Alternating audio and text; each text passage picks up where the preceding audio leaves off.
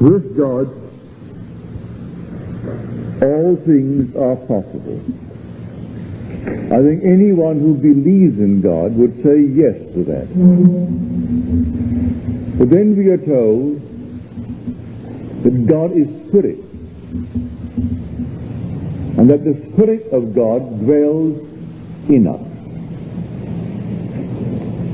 I think any man who believes that should make every effort to find out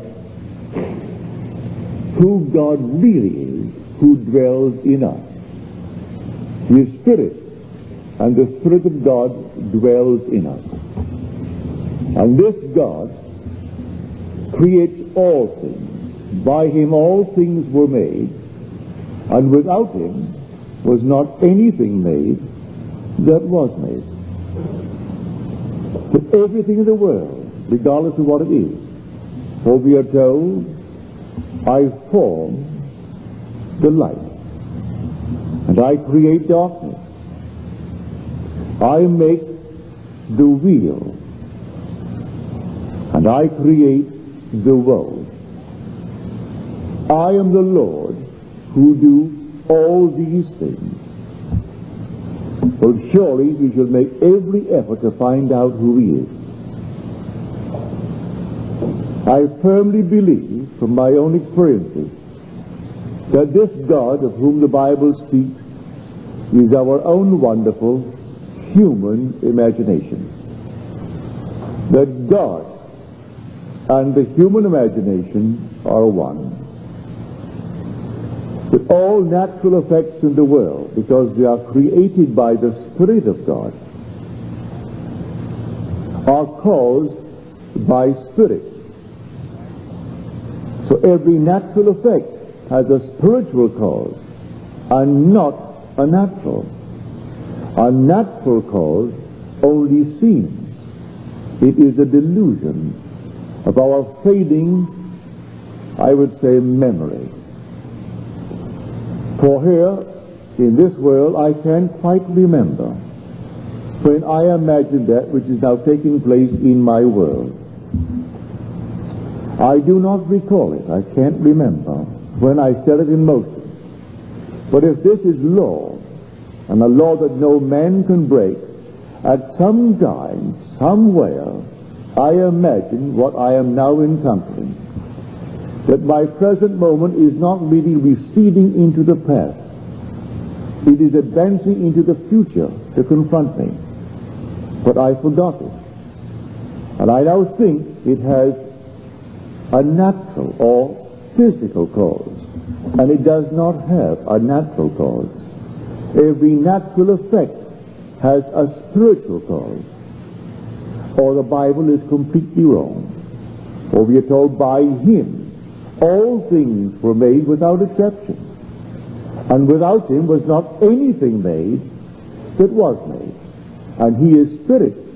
And the Spirit of God dwells in me. Well, if he dwells in me, I have identified him with my imagination. Only on this level I do not remember having imagined it. But along the way, I must have, if this is principle. Now, let me share with you some of my experiences. We are in this room tonight, and the room at this moment is more real to us than anything in the world. It has a cubic reality because we are in it. Think of your home. You know your home far better than you know this room. But your home at this moment is not as real as this room. This room now occupies reality to you. And everything else is shadowy as you think of it. Why is this real? Because you have entered it. You are in it. You occupy it. This I know from experience. Sitting in a chair, and suddenly I am seeing what reason tells me I should not see. I am seeing, pardon me, what seems to be the interior of a home. Or lying on my bed, I see the interior, or it seems to be, of a great hotel, an unoccupied suite, ready for occupancy but not occupied. It was just as vivid as any painting of a great artist. An artist could give us the impression of a three-dimensional picture. We know that reason tells us it's on a flat surface. It's simply depicting three dimensions, but it is all on a flat surface. Well, while seated in the chair, or lying on my bed, my consciousness followed vision. And I entered that room. I actually occupied it. I came back to where I was seated on one occasion, to where I was lying on my bed on another. And then I went back. And again, it took on a cubic reality. I came back knowing exactly what I am doing. I knowing this whole thing makes no sense whatsoever to the rational mind. But I could not deny what I am experiencing. Here I have the evidence. No one to share it with, but I have the evidence. I came back and I went back into the picture. And the moment I entered the picture, it took on cubic reality. And after doing it maybe a dozen or more times, I said to myself, I'm going to explore. This time I'm going to go right into it and remain there and explore, which I did. So I stepped into the picture, and as it closed around me, from my bed it seemed to be 30 by 20. But when I stepped into it, determined this time to keep going, regardless of consequences, it closed around me a third of what it seemed to be as I looked at it from the bed. So 30 by 20 became 10 by 7. I found it to be a dressing room.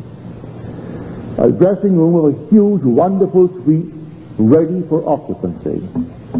No one was in it. I'm the only occupant now. I came out by opening up a door. I didn't go through it. By some vapor, I actually opened the door. And to myself, I was solidly real. Just like the man that is talking to you now. My hand could open a door, and the door was solid and it was real, and I went through the door. I entered a corridor. It was a nice wide corridor, dimly lit. At the end of the corridor, intersecting it, was a brilliantly lit corridor. I walked down to the very end, and when I got to the end, here was this luminous, wonderful corridor. I saw two ladies coming down the corridor. I knew exactly what I was doing. I knew how it began. It began by seeing what seemed to me just a vision, like a painting. I knew that I left my bed by consciousness following vision, and I entered the painting, and the painting took on cubic reality. I knew it, so I called that a dream. Knowing it began as a dream, I said to myself, well, it has still to be a dream. But I am dreaming now awake. I am not dreaming, sleeping. I am fully awake, but it is a dream. And I said to the ladies as they came by, ladies, this is all a dream. They did exactly what any nice ladies would do, a stranger standing in a corridor and saying to them, this whole thing is a dream. They thought they were looking at a madman. So they got as far removed from me as they could and got right next to the wall. But the wall was as solidly real as that wall. They couldn't go through it any more than I could.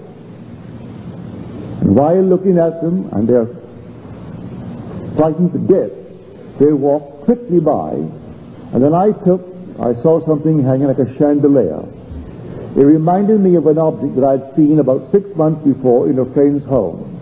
And he said to me, so you can hardly tell that this thing is not suspended. If you look closely, there is an almost invisible thread that connects it to the ceiling. So I looked, and I did see that very little thin thread connecting this to the ceiling.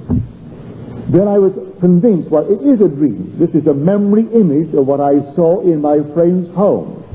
So again I said to the ladies, look, this must be all gossamer. But as I held it, it was solidly real. It was just as solid as this. That surprised me.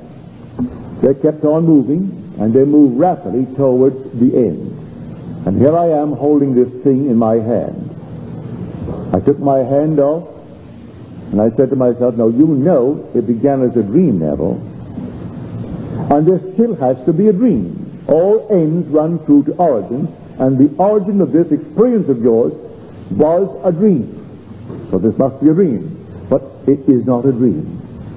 I am just as awake as I am now talking to you, as I was talking to those ladies.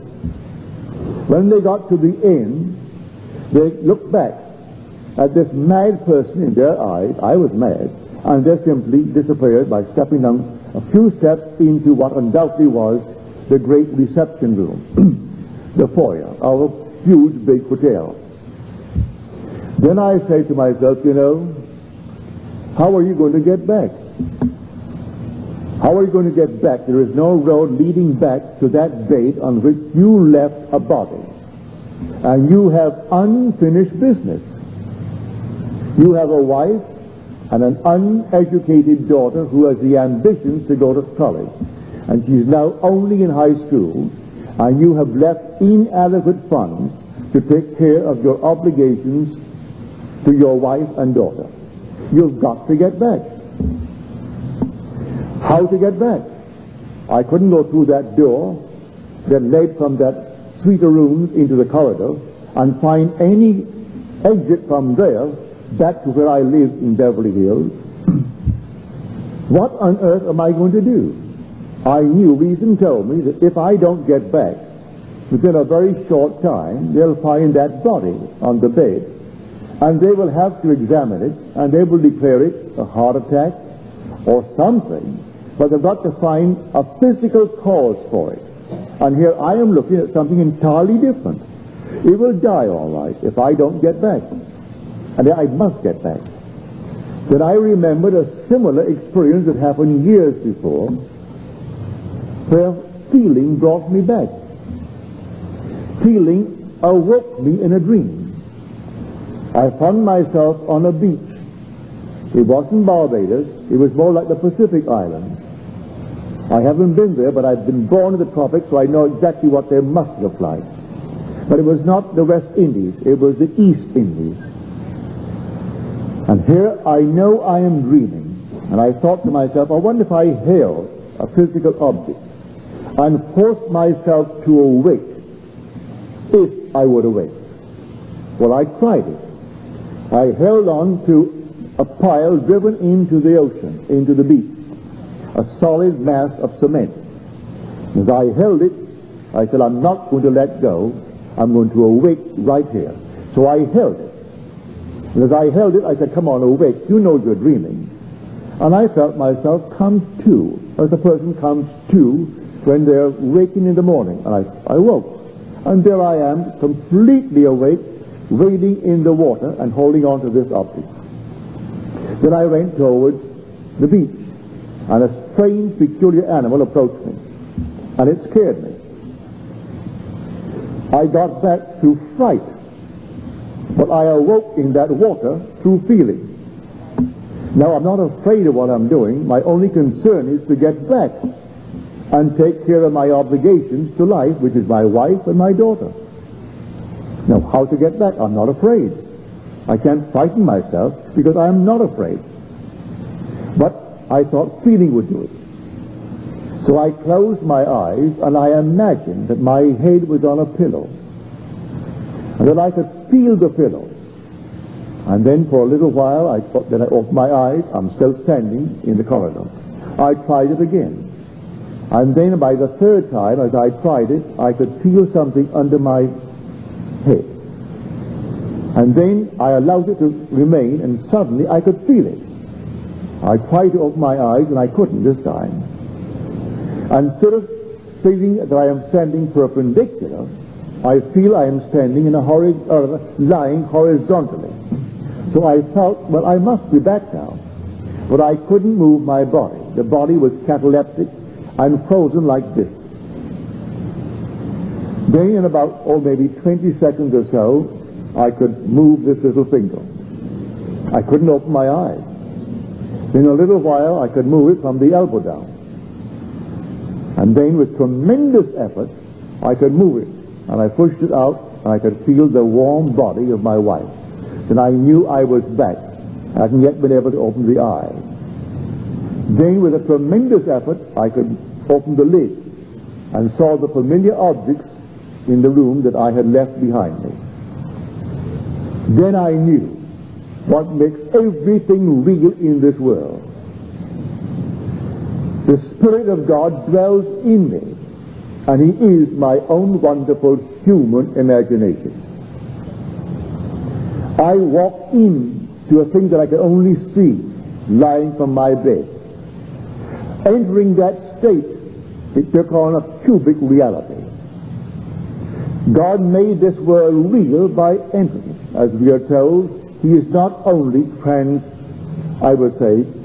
a translucent manner. We are told He is above all. He is also through all, and He is in all. If He is through all, He is omnipresent. If He is in all, He is immanent. That I'm told He dwells in me. He is in me, He is in you, He is in everyone.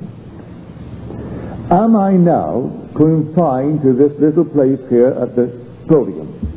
I am not. I proved that night.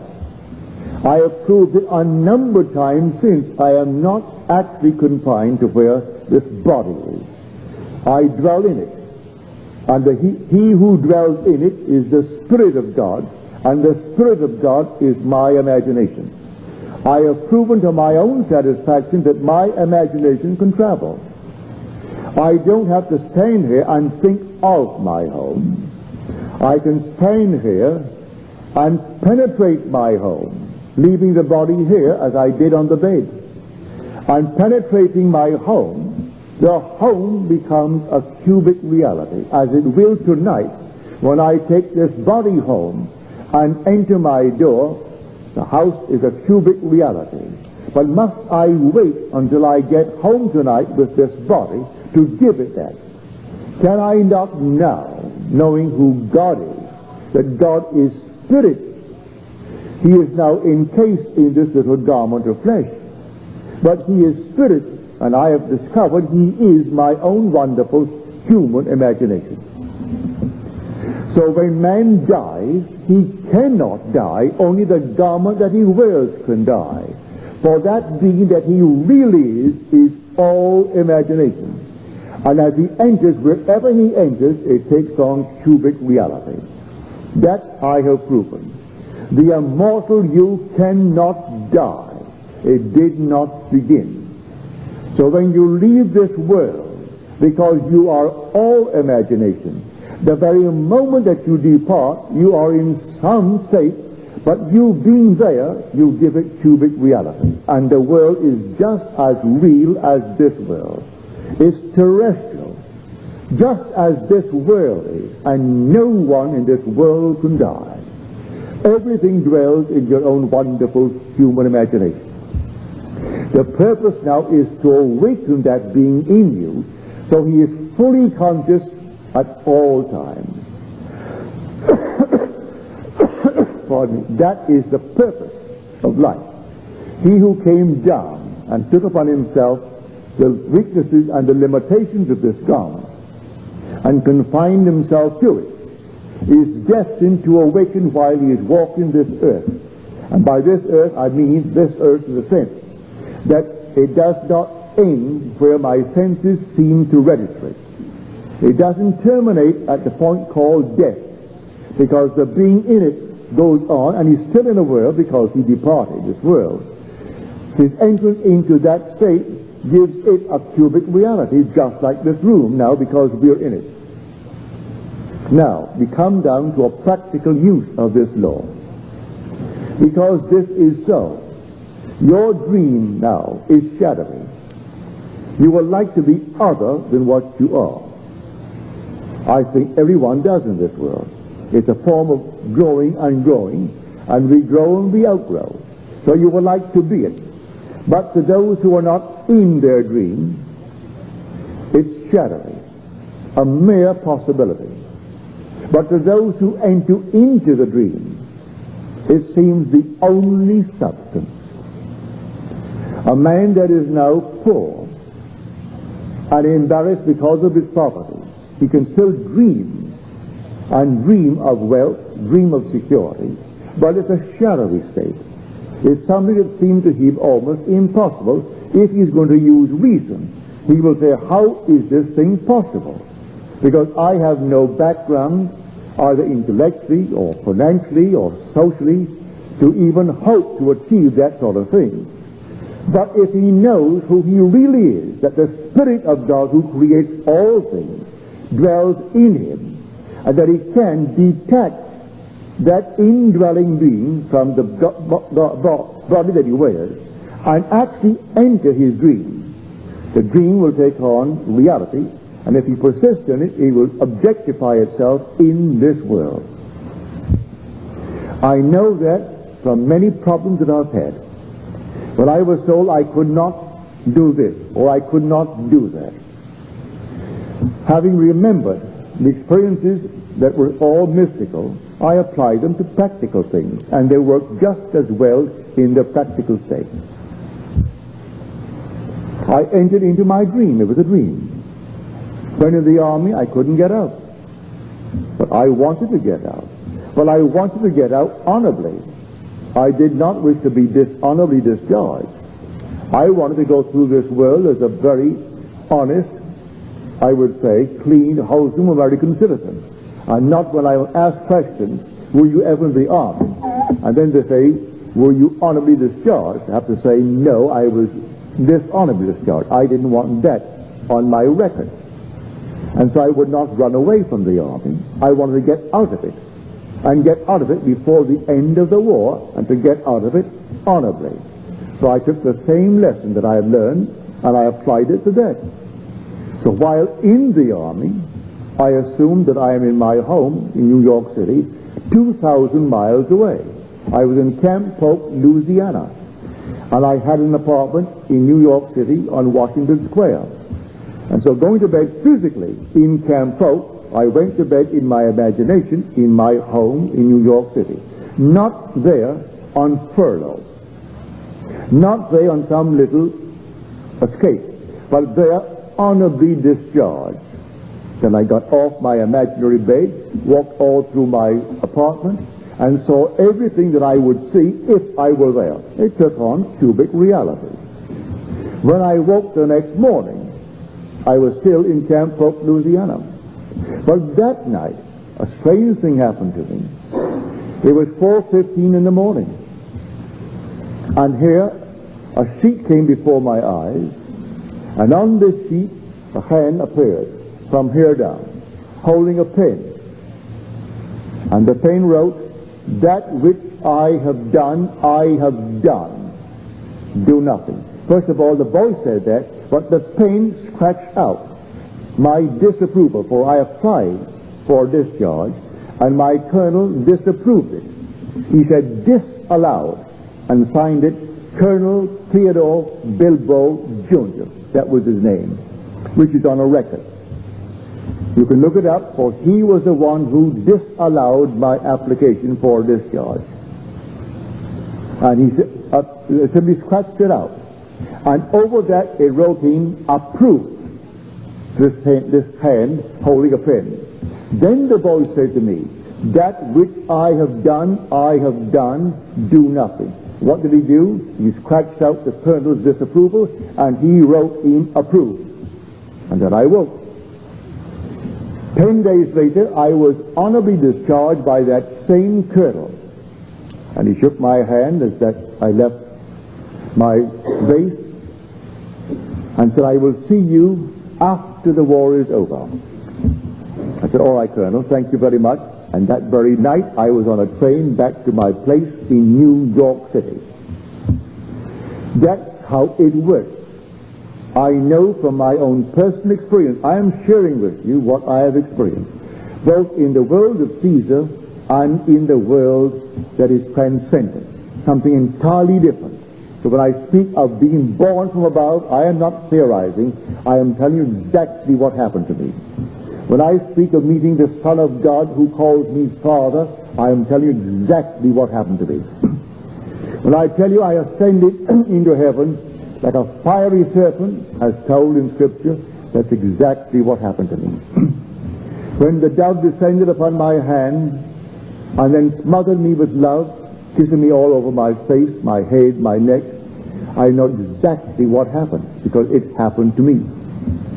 So I'm only sharing with you, not theory, not speculation, only what I know from my own experience. So tonight, the most impossible thing in the world, and who is not confronted with it? I am, an impossible thing. That I have to actually deny the evidence of my senses and apply my principles towards that event. I know it could not have happened, nothing happened by natural causes. Nothing in this world happens by a natural cause. It's all spiritual. And you may say, and the world will say, it happened because you did so and so over a period of time, and that is the cause of your present physical ailment. It isn't so at all. You admire someone intensely and try to duplicate their every act in this world. And you wish you were just like them. And they depart this world by a similar experience and never once did the physical things that you are accused of having done that is the cause of what is happening to you. Never for one moment did it ever occur to her, the one she admired, to actually do for one moment what this one, suffering from the identical thing, is now suffering. And the world will say you were suffering from it because of a physical cause. Had you not done for 40 years what you have done, it could not happen. Yet her own loving mother that she worshipped beyond anyone in this world and tried so much to emulate, never once in her life smoked a cigarette, would take an occasional little drink, very sweet and very weak, and died of the very thing that she now is suffering from. And there's no one in this world she worshipped more than her mother. That imaginal act in the beginning of time. And the whole thing came forward, and now she's fulfilling completely her ideal to be just like her mother. And the world will tell me the thing that is happening to her is caused by a physical state, and it isn't so at all. I could duplicate that and multiply it by the unnumbered number if man only had a memory that could retain the imaginal acts of the past. Every natural effect has a spiritual cause and not a natural. A natural cause only seems. It is a delusion of the perishing vegetable memory. If man could only bear in mind that every simple little imaginal act sends a quiver through omniscience, and right through omnipotence, and right through immanence. So the whole thing is like a huge big computer. Your imaginal act instantly is added to the sum total of it all.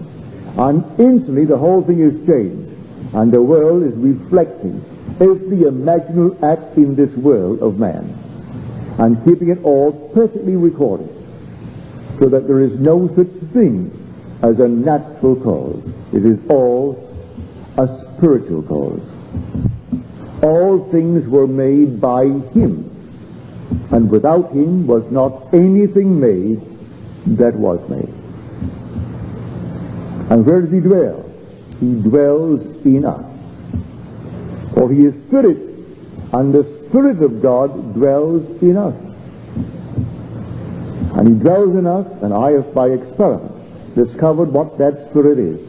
And I tell you from my own experience, the Spirit of God and the human imagination are one.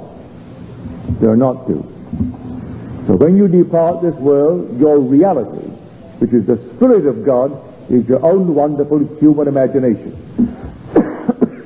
And that gives cubic reality to everything in this world if you enter it. Now the secret is to enter it. Can I enter the state of my wish fulfilled?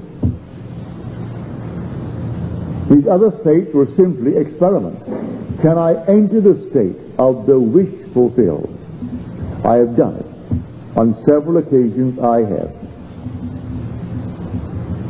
When it seemed essential, I did it. If someone asked of me, I tried my best to do it. And how do I do it? By feeling. As we are told in the 17th chapter of Acts, happy is the man that feeleth after him and finds him. He's speaking now of God. For in him we live and move and have our being. He just got through speaking to the Athenians, and he said, O men of Athens, I see that you are very religious, but I notice over your temple an inscription to the unknown God. Now, the one you worship as unknown, I will reveal to you. For he is not a God afar off. He is near, that you may feel after him and find him. For in him we live and move and have our being. So the God of whom I speak is never so far off as even to be near. For nearness implies separation. No matter how near he is, that's not the God. Can't be near, because I am he. Be still and know that I am God. That's what you're told in the 46th Psalm, the 10th verse. Be still. Why? That you may know I am he. I am God. So the fundamental sin of Scripture is the lack of faith in I am he. As you're told, you will die in your sins. That is, you'll die missing the mark, unless you believe I am he. And before that the world was, I am. Before Abraham was, I am. But I am can't be near. That's the core of my being. I can say I am a man, but that's something near. I have a hand, that's near. I am rich, that's near. I am poor, that's near. But before I can say anything, I must first establish the sense of being, and that is I am. So I must first be before I can be anything in this world. And so the lack of faith in that reality is the fundamental sin. So here I share with you what I have discovered. I have discovered that your own wonderful human imagination is one with the Spirit of God. And that you can enter any state in this world, and on entrance it ceases to be a flat surface depicting reality. It is reality. Why? Because you are the reality who dwells in it. Wherever you are, things are real. If you are not in it, then they're not real. They go back to their flat surfaces. And all things exist in the human imagination. We are called upon to select that state in which we will dwell, the state that we will enter and make real in our world. And I do it by simply feeling. What would the feeling be like were it true? How would I feel were it true? And how would I see the world, were it true? Then I feel myself into that state and try to give it all the tones of reality, all the sensory vividness that I can. If I can give it sensory vividness and tones of reality, even though I do not see it, it will work. But sometimes it becomes so vivid and so intense, you do see it. And the whole thing opens, your eye opens. And then the whole thing is real. And there you are in an entirely different world, the world of your dream. But because you entered it, it is real. But whether the eye opens or not, it will still work, may I tell you. This is the law spoken of in Scripture. And because no creator in the world exists but God, He is the only one, He has to create good and evil. If there is good and evil, God does it. If there is darkness and light, God does it. He said, I kill and I make alive. I wound and I heal. And none can deliver out of my hands. We think a devil kills and God makes alive. That the devil wounds and God heals. It's God who kills and God who wounds and God who makes alive and God who heals. It's only God. Read it in the 32nd chapter of Deuteronomy. I, even I, am He, and there is no God beside me. I kill and I make alive. I wound and I heal, and none can deliver out of my hands. And that God spoken of in that chapter is seated here in everyone who is seated. And that one in you is the Spirit of God, and the Spirit of God is your own wonderful human imagination. So blame no one in this world for anything that befalls you. It's too late to share with you an experience of mine last Sunday morning, but I will on Friday. I asked for it. I woke at 1:30 and thinking of many things concerning my dear wife. I asked for some wonderful experience now, and then fell asleep. And it came in the most glorious manner as I was waking at 6:15. Ran straight to my yellow pad and wrote the whole thing down. It was the most vivid experience in answer, because I wove myself into an experience. It had to take place. What experience it would, I left it to the depth of my own being to decide that. But give me some wonderful experience this night in answer to something. And then came the most glorious experience. And then I wrote the whole thing down. But it's too long to tell it tonight. I'll tell you on Friday if you're here. But whether you're here or not, I'll tell it on Friday. Now let us go into the silence.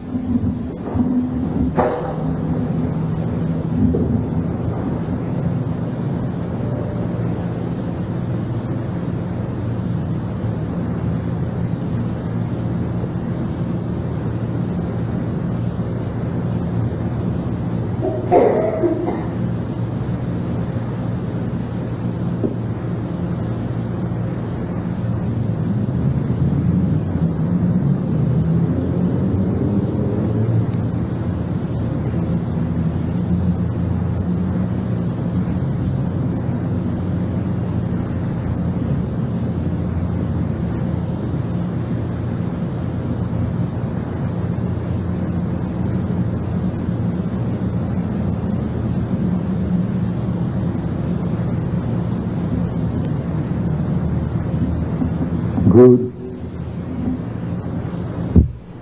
Now, are there any questions, please?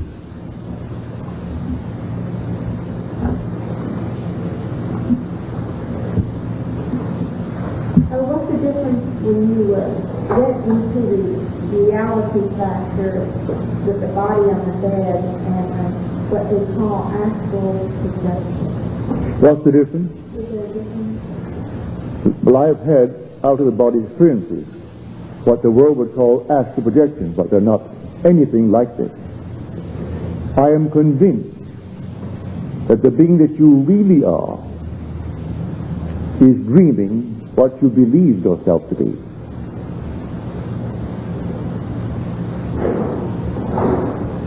One day you will awake, and you and the dreamer of you will be one.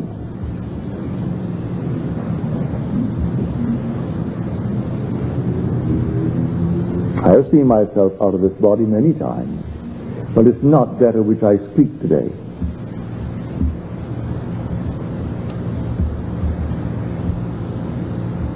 Any other questions, please?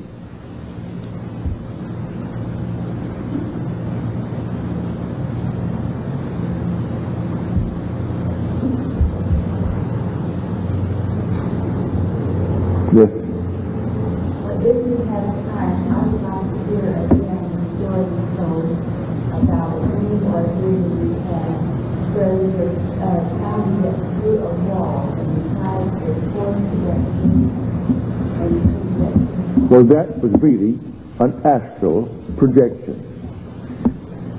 I was living in my hotel room in New York City, and I felt this peculiar force in my head. And I moved out in a circular motion, or rather spiral motion, and I found myself on the beach. I didn't know anyone, but I knew I had just left a body on the bed in New York City. I was more curious about how that thing happened than about the people on the beach. That meant nothing to me. So I inwardly wished to return and duplicate it, but this time not to go to the beach, but to actually come down in the room and observe the body out of which I had just come. So I had no sooner wished it than I came back to the body. And I'm in the body, and I know I'm in the body. But now the same motion is taking place, the same intensity. But this time, as I whirled out in a spiral motion, I will myself to come back into that room, not go elsewhere. I want to see exactly how this thing works. So I came into the hotel room, and there's my body on the bed. The face is covered with a cloud. There are breaks in the cloud, and through the breaks in the cloud I can see my face, but only through breaks in the cloud. And here I'm looking at this thing, and I call it a thing because the reality is looking at it. That which I always believed to be my reality, myself, that I shaved in the morning, and I bathed in the morning, and I fed all through the day, that's only an envelope. I am the being looking at it. Well, I figured now, if I am now out, I'm spirit. Therefore, I could easily go through that wall. And so, I ran towards the wall and ran at it and bumped my head. Came back, and I figured to myself, that's crazy. I am spirit. There is the thing that should bump its head, not me. I ran again and I bumped my head again. I came back, and this time I said, now, there must be some way that it can be done because I am spirit. I imagined myself out of that room, and instantly I was where I imagined myself. The mere fact I saw the wall as a barrier, it was a barrier to me. And so trying to go through it, I was going against my own rational mind. And so I bumped it. But when I stood in the room, not going through any wall or any door, I simply imagined myself elsewhere, and I was elsewhere. So that's how I learned that lesson, with a good bump. Now that was an involuntary projection. I have had many voluntary ones. But I'm not talking of that. That's behind me now. That's like child's play. I'm speaking of God in us, who is called in Scripture Jesus Christ. For the divine body of God is your own wonderful human imagination, which is one with God, who is Jesus Christ. That's the Lord. And may I tell you, in the end, although all these bumps and these horrors of the world, in the end he is infinite love. He appears at first as power, destructive violence, but in the end it was love behind it all. Just sheer love. Nothing but love in the end, and that's God. Well, until the next time. We have a few left. We're closing in June. And here we are now the 10th of May. And this time when I close, I have no plans for reopening. I'm not committing myself to this club or any other place after I close. I do not know what plans I have for the future. But I will be here. I'm under contract. And so I will be here until the last Friday in June. But I also have a contract in San Francisco for 2 weeks, the last 2 weeks of July. Beyond these two contracts, I have none, and I'm not going to commit myself. So I do not know what plans I will have beyond the fulfillment of these two contracts.